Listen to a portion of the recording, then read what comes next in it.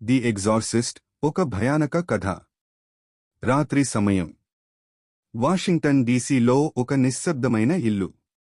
బయట అన్నీ సాధారణంగానే కనిపిస్తున్నాయి.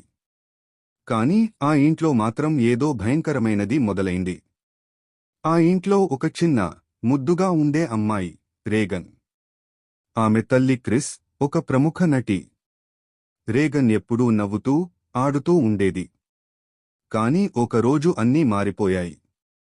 కొద్దిగా రాత్రిళ్లు విచిత్రమైన శబ్దాలు వినిపించసాగాయి. మొదట క్రిస్ అది తన భ్రమ అనుకుంది. కాని ఒకరోజు చూసింది, రేగన్ పడక తానే కదులుతోంది.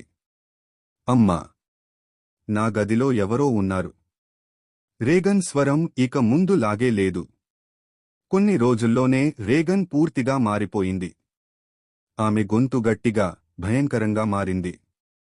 ఆమె ఎప్పుడూ నేర్చుకోని మాటలు మాట్లాడటం మొదలుపెట్టింది. ఒకసారి నవ్వుతుంది.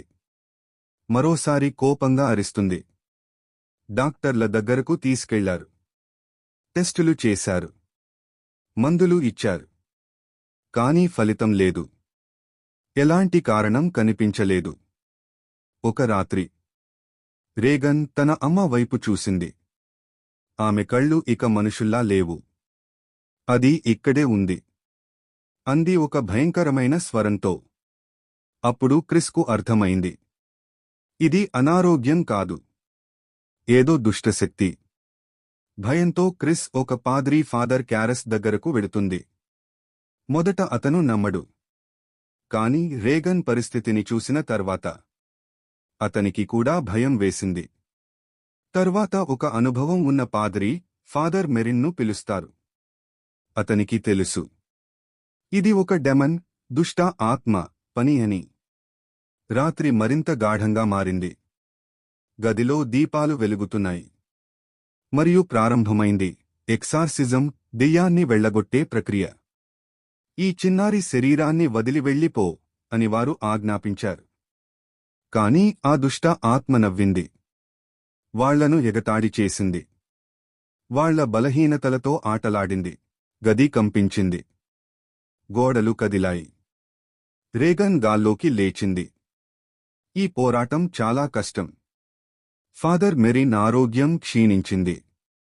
చివరికి ఆయన కుప్పకూలిపోయాడు. అన్నీ ముగిసినట్టే అనిపించింది. అప్పుడు ఫాదర్ క్యారస్ ఒక పెద్ద నిర్ణయం తీసుకున్నాడు. అతను అరిచాడు, నాలోకి రా. ఆ క్షణంలోనే ఆ దుష్ట ఆత్మ రేగన్ను వదిలి క్యారస్లోకి వెళ్ళింది. కొన్ని క్షణాలు నిశ్శబ్దం. తర్వాత క్యారస్ తన చివరి శక్తిని కూడగట్టి తనను తాను కిటికీ నుంచి కిందకి విసిరేశాడు. ఉదయం వచ్చింది. అన్నీ మళ్లీ ప్రశాంతంగా మారాయి. రేగన్ మళ్లీ అదే అమాయకమైన పిల్లగా మారింది. ఏమీ జరగలేదన్నట్టుగా. కాని ఆ ఇంటి గోడలు ఆ రాత్రి కేకలను ఇప్పటికీ గుర్తుంచుకున్నాయి. కథ ముగిసింది. కాని భయం మాత్రం ఇంకా మిగిలే ఉంది.